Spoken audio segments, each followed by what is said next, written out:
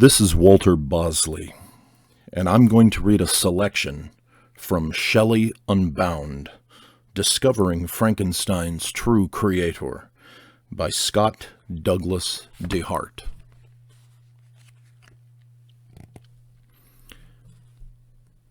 A restatement of the facts. It is well understood that the final word concerning the authorship of Frankenstein has not yet been written. In one regard, this is simply among the first modern words to challenge the subject of the true author behind Frankenstein. As proven earlier, the first readers and critics of Frankenstein, including none less than Sir Walter Scott, challenged the idea that this was a novel penned by Mary Shelley. Like the sea-tossed body of Percy Shelley, time eroded and concealed the finest details which were trademark signs of Percy Bysshe Shelley, until all that was left was the Mary Shelley waking nightmare story, which became as famous as the novel itself. In a fashion perhaps most appreciated by a character larger than life, like Percy Shelley, this book has attempted to pull back the Illuminati curtain and test for literary DNA in the once anonymously written Frankenstein of 1818.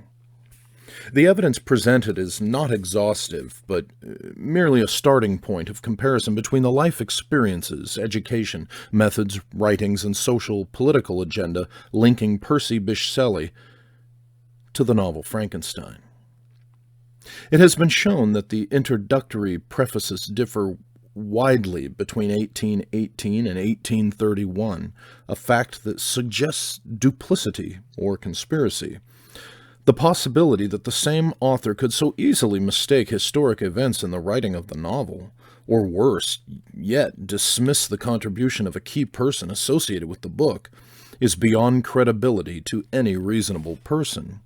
If, as history now records, Mary Shelley was the author, it is an outright lie that she did not owe a single suggestion to her husband, Percy Bysshe Shelley, in the writing of the book.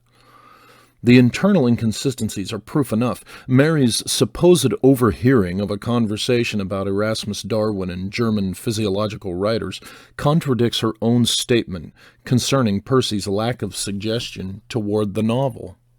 Furthermore, it strains the imagination to believe that Mary had forgotten in less than 15 years that her husband had, at the minimum, edited the book, and had made no fewer than 4,000 to 5,000 changes, according to Charles Robinson's handwriting analysis of the Frankenstein notebooks. If Mary Shelley had written the first edition of Frankenstein, one would be obligated to fault her with the worst form of betrayal by excluding Percy Bysshe Shelley's contribution to Frankenstein. Thus the question must be raised: how is it that Percy Shelley has been so quickly dismissed while so deeply involved in the writing of Frankenstein? Either the integrity of Mary Shelley must be tarred with the darkest of deceitful brushes, or an explanation must be supplied for her apparent desire to erase all memory of her husband from the history of her first novel. This book, rather than impugn the character of Mary Shelley, celebrates her as a co-conspirator in the anonymously written first edition of Frankenstein, which was in fact authored by Percy Bysshe Shelley. But what of the Frankenstein notebooks, with Mary's recognizable pen strokes throughout? What of the approximately 70,000 words that were written in her hand? The burden of evidence on this point alone has seemingly closed the case against Percy Bysshe Shelley.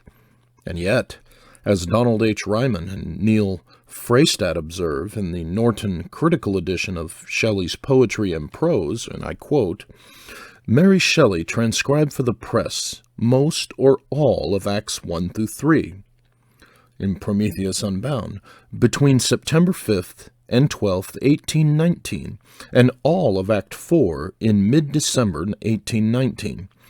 As was his usual practice, Percy Shelley appears to have corrected the press transcripts, making a series of small final revisions to prepare the poem."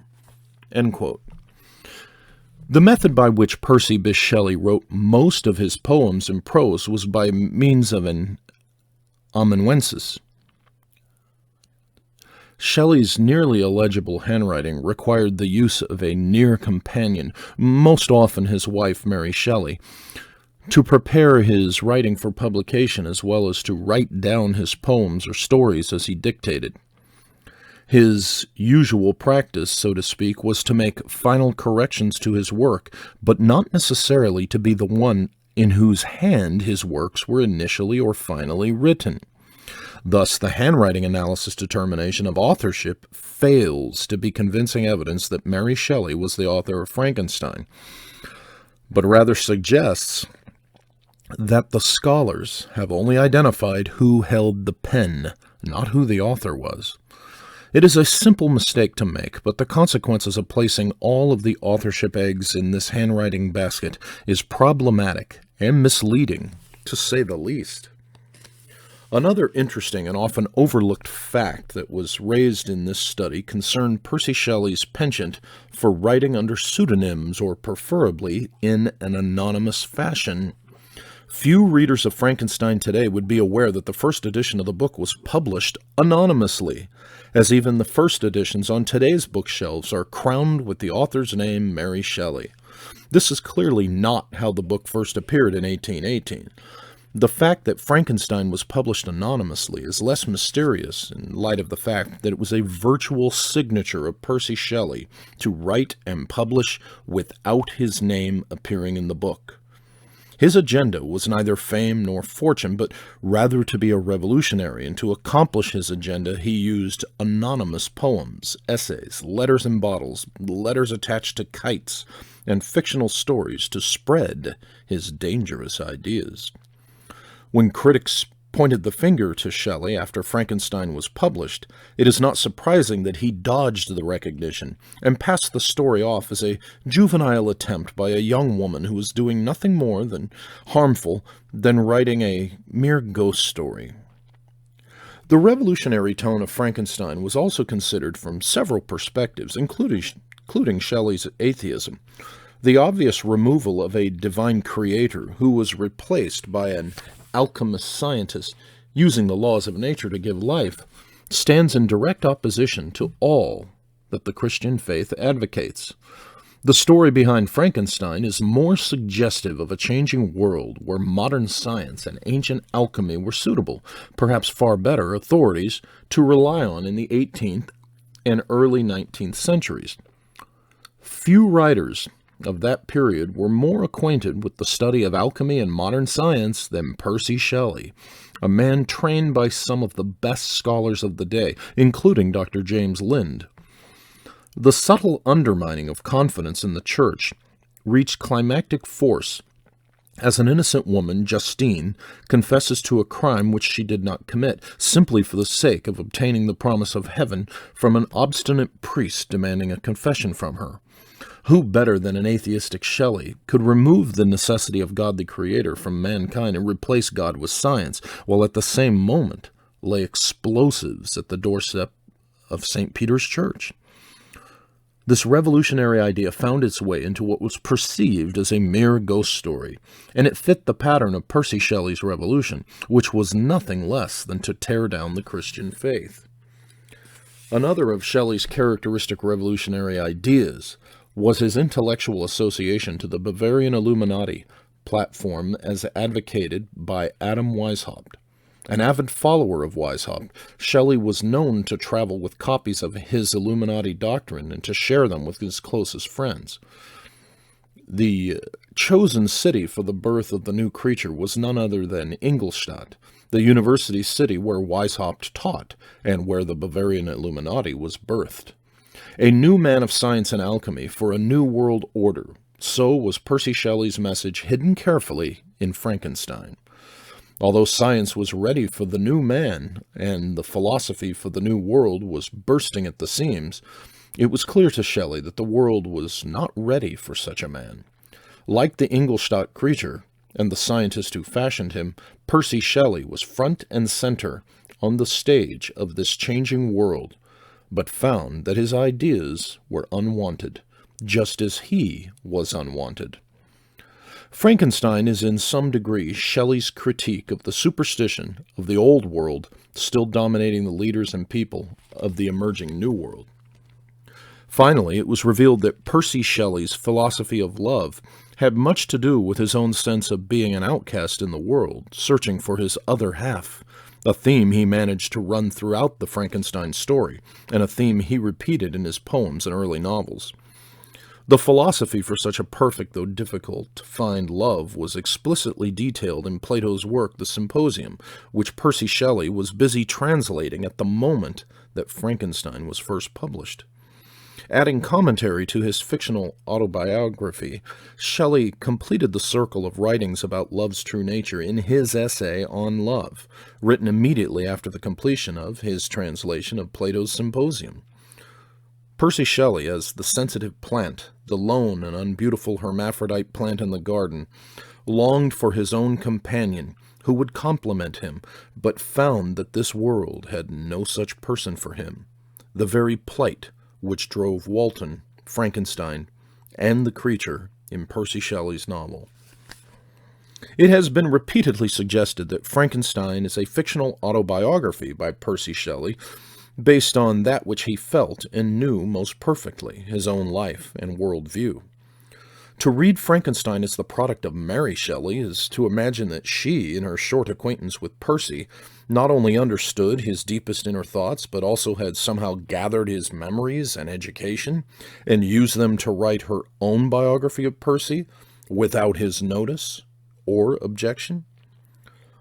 To miss the biographical details relating the life of Percy Shelley to the primary characters in Frankenstein is to read the book with one eye closed and the other eye intentionally avoiding contact with the life and philosophy of Percy Shelley. So, does it matter?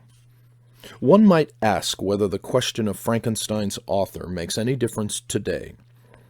What agenda is behind the book, after all? As previously stated, this book does not seek to malign the name of Mary Shelley in the least. In fact, it offers an explanation for what would otherwise require a complete reassessment of her integrity. Neither does this book seek to toss aside all previous studies and scholarly works on Frankenstein. Each contribution to this timeless novel sheds further light on the complexity of Shelley's work.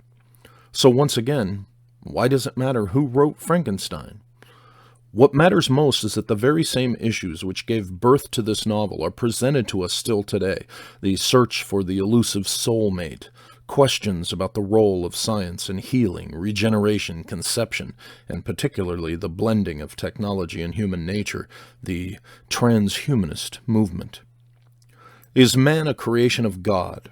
Or is mankind a mere rat in the scientific laboratory where digital implants, DNA manipulation, and the philosopher's stone are still up for grabs by the highest corporate bidders? Is there a middle ground for science to bring all of its gifts to benefit mankind while leaving human nature safely and purely human? Are we on the brink of a new civilization, and will it produce a new race of elites or slaves engineered for the exploitation of elites? Essentially, the questions raised by Percy Shelley still matter, because as Frankenstein's author, Percy Shelley was a man of science, a man of questioning the authority structures of government and the church, the usefulness of peaceful revolutions to reclaim human freedom, and the challenges that face each individual who walks through this life wondering if there is just that perfect someone, a soulmate, who would complete all of the unfulfilled longings that every human hopes to overcome with love.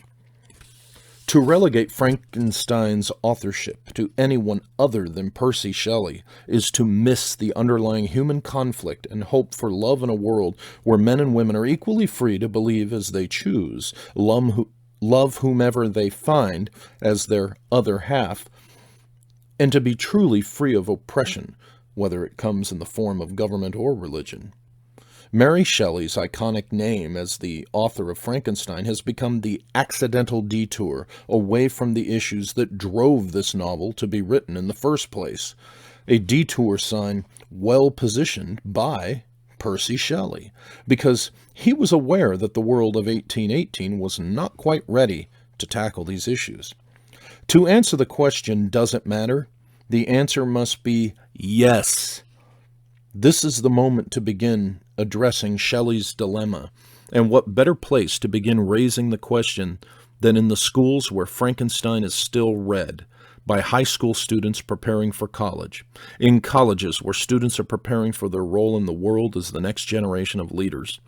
As a former college professor and as a high school teacher today, I can confirm that Frankenstein, particularly the 1818 edition, presents every opportunity to explore the history of alchemy, the role of science, the social structures of morality and human rights, Enlightenment doctrines, justifiable revolutions, the authority of government and various religions, and, of course, the beauty of English literature in the hands of one of England's finest poets and authors, Percy Bysshe Shelley. Yes, authorship matters.